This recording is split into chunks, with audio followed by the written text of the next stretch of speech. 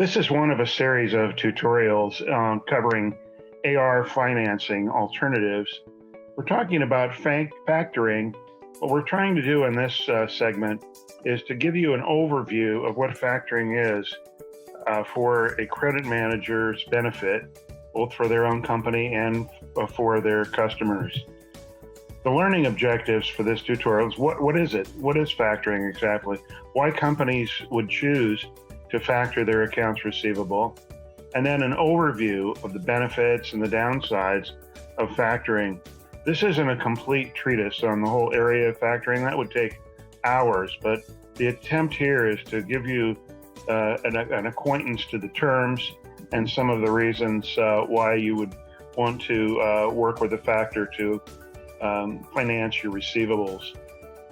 So why a credit manager should understand factoring? First of all, it's an alternative source of working capital for you and your customers, so that when a company has some sort of a liquidity issue, they can use this type of financing, and it's based on the quality of their accounts receivable and the likelihood that ultimately the accounts receivable will be paid.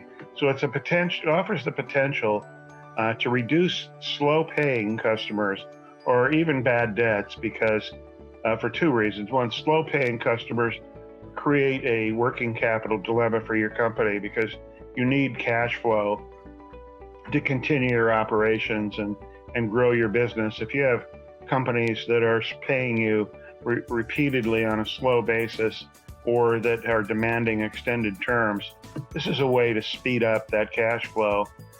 Another issue here is that factors, once you've given them invoices to collect, they're going to be fairly aggressive, and that could reduce the likelihood of ultimately bad debts. They can be an alternative source of working capital. In other words, if you have constraints in your bank lines, for example, this can complement what you're able to borrow by more traditional sources. This last point is something that I keep repeating over and over in a lot of the tutorials that I offer, because credit managers are in a wonderful spot to identify customers who are legitimate companies. They're just struggling for one reason or another, particularly after the pandemic impacts on their businesses. And we can help them because we have domain expertise that they may not. So you understand what the risks of your customers are and their trends in terms of their financial trends or their payment trends.